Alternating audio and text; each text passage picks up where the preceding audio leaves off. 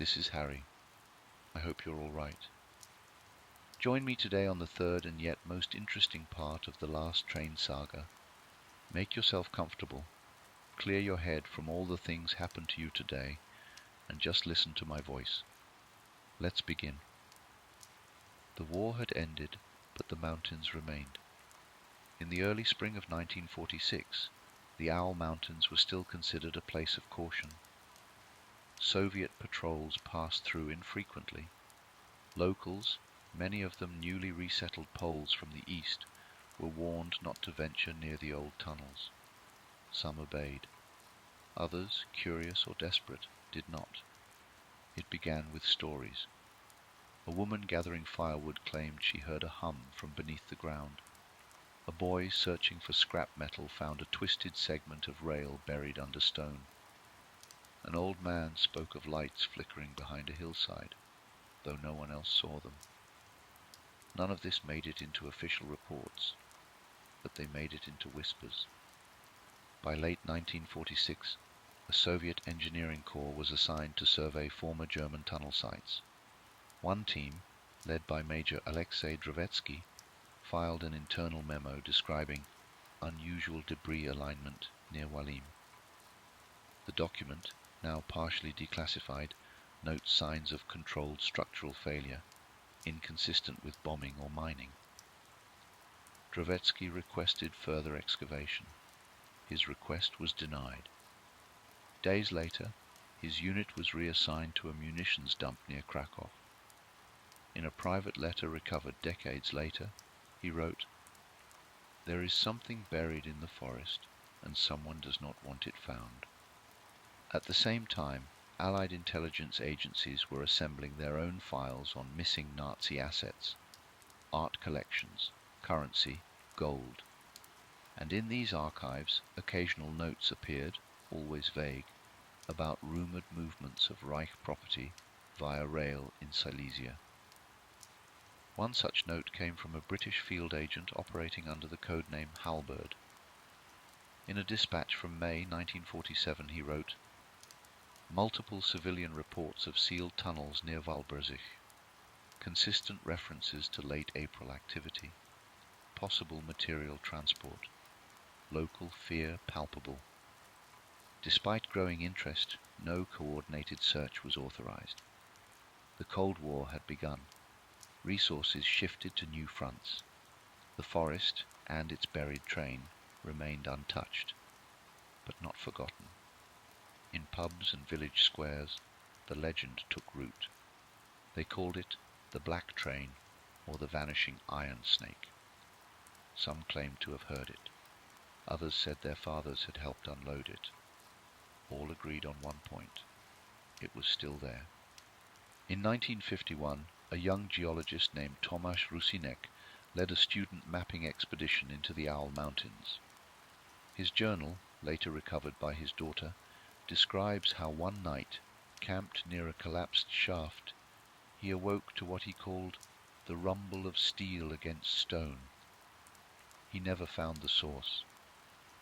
What began as folklore was slowly becoming obsession, and somewhere beneath the moss and fallen branches, the last train waited, its silence disturbed only by the first whispers of those who would spend their lives chasing its echo.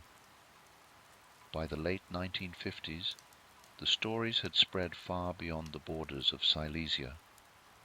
What began as local folklore now echoed through the dim corridors of European intelligence. MI6 had received 4 separate reports of former Wehrmacht engineers who mentioned an unscheduled final transport in April 1945. None could provide specifics. One died under unclear circumstances before a second debrief. Another vanished en route to a meeting near Munich. The CIA took interest in 1960 when a Polish informant codenamed Alda passed a crude map drawn on tobacco paper. It showed tunnel systems near Walbrzych, with one section marked by a circle and the words "Letzte Fahrt," last journey. A small team was dispatched under diplomatic cover. They spent 2 weeks posing as geological surveyors. What they found was inconclusive: partially collapsed chambers, reinforced shafts, some evidence of machinery. But the documents were buried in Langley and never followed up. Meanwhile, private investigators began to take interest. The first was a French journalist named Etienne Morel. In 1963, he published an exposé titled Train Fantôme, le trésor perdu d'Etla. Though ridiculed in mainstream press, the book sold quietly for years and became a cult classic among conspiracy theorists. Morel vanished in 1967 during a return trip to Silesia. His last known letter, sent to a colleague in Lyon, read, "If I don't return, remember the number. 44B, it's real. They buried it with a lie." More disturbing was the fate of Dr. Ernst Böhmer, a German historian who, in 1972, uncovered an archived requisition order for narrow-gauge rail equipment dated March 1945. The document referenced non-standard storage protocols and was signed off by a name that later proved false. Böhmer's notes suggest he believed the operation was not just about hiding treasure, but destroying evidence, something more than gold. He presented his findings at a closed academic forum, after which he reportedly received threats. He died 2 years later in what police ruled a hiking accident. By the 1980s, whispers turned to rumors, and rumors turned to plans. Amateur cartographers, ex-soldiers, and former intelligence agents all began tracing the same lines on old German maps. Some coordinated efforts, others worked alone, but all were driven by the same question: what did they bury that was worth silencing so many for so long? In 1986, a joint British-Polish archaeological initiative was launched under the pretense of documenting wartime industrial sites. Officially, it produced little. Unofficially, 2 members resigned suddenly and refused to speak publicly. One, a Polish geophysicist, later claimed the team had found an anomaly beneath the forest, metal, deep and long. The search was no longer casual. It had become a hunt, and the deeper they looked, the more the forest seemed to resist. By the 1990s, the story of the Nazi gold train had taken on a life of its own. What had begun as quiet rumor among villagers and classified notes in sealed archives now played out in headlines, radio interviews, and televised specials. Everyone, it seemed, had an opinion, and some had shovels. The first organized civilian expeditions began in the early 1990s, led not by historians, but by adventurers. Former military officers, tunnel enthusiasts, amateur geologists, all converged on the Owl Mountains with picks, maps, and borrowed equipment. One of the most notable was Ryszard Wojtowicz, a retired railway technician turned treasure hunter. He led a team of 10, all volunteers, who spent 2 summers excavating what he believed was a disguised tunnel mouth. They found rusted track segments, decaying wooden ties, and a riveted iron hinge, but no entrance. Wojtowicz remained undeterred. In a 1995 interview, he said, "If you bury something with that much care, you don't make it easy to find. That's the point. But it's there. I feel it." Others weren't so methodical. In 1997, an unauthorized excavation triggered a partial landslide that destroyed 2 hectares of protected forest. Local authorities imposed tighter regulations, but enforcement remained inconsistent. As technology improved, so did the hunters' tools: ground-penetrating radar, magnetometers, drones. All were used to scan the hills for anomalies, and anomalies were found. Some turned out to be natural, others man-made, but always just inconclusive enough to fuel more speculation. International media caught on. Documentaries aired. Podcasters debated theories. By the early 2000s, the Nazi gold train was an internet staple, its mystery reframed for a new generation. Websites appeared cataloguing sightings, testimonies, old blueprints. Most were dismissed. A few hinted at something deeper. One case in 2004 stood out. A trio of metal detection enthusiasts from Denmark uncovered what they claimed were reinforced concrete slabs arranged in a semicircle beneath loose earth. Their footage showed rusted ventilation grills and what appeared to be a recessed rail line. The area was cordoned off days later by forestry officials. No explanation was given. Still, the search continued, not just for treasure, but for meaning, for proof that the world's great secrets hadn't all been solved, that history still had shadows left to explore, and always in the background was the train, never seen, never heard, but never quite forgotten.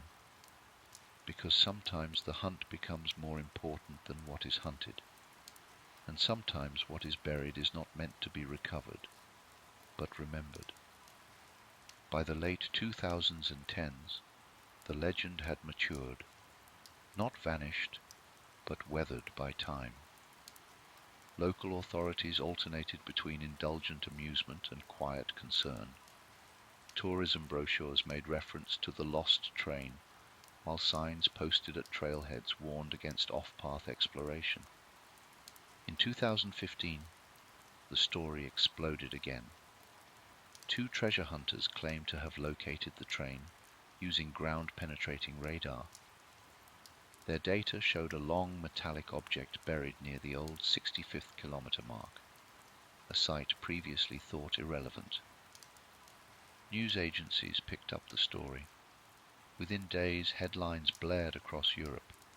Nazi ghost train found. Hundreds descended on the area.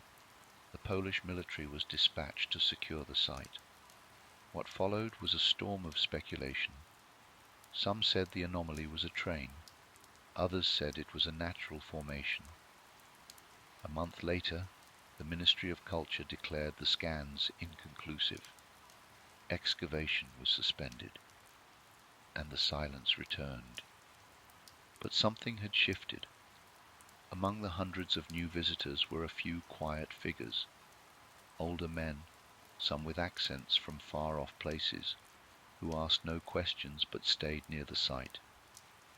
One was seen placing a hand against the ground, then walking away without speaking. In a cafe near Walim, a man introduced only as Jakub told a filmmaker, "You will not find it with machines. You find it by listening, and you won't like what you hear." Later that year, a researcher uncovered a sealed letter in a private archive in Zurich. Written in 1947, it bore no name, only an initial. Inside was a single phrase: "They buried more than gold. They buried what gold was meant to fund." Attempts to trace the letter failed. The archive refused further access. In 2019, a new team of geophysicists attempted a low-frequency scan beneath a different ridge. Their instruments failed. The cause was never determined. Their report concluded simply, "Site unsuitable for investigation. Environmental interference unresolved." That winter, a documentary aired in Germany titled "The Train That Never Left." It featured interviews with historians, eyewitnesses, and skeptics. But its final frame was a photograph, a blurred figure standing near the old tunnel, facing away. No one on the crew recalled taking it. To this day, no conclusive evidence of Transport 44B has ever been found. And yet, the mountain remains guarded, not by soldiers, but by memory, by silence, by the weight of what we are not meant to retrieve. The final truth, if it ever existed in full, may already be gone. Or perhaps it was never the truth that mattered, but the chase, the echo, the hollow hum beneath our feet when the world grows still, and somewhere deep inside the earth the last train waits, unmoving, unseen, but not forgotten.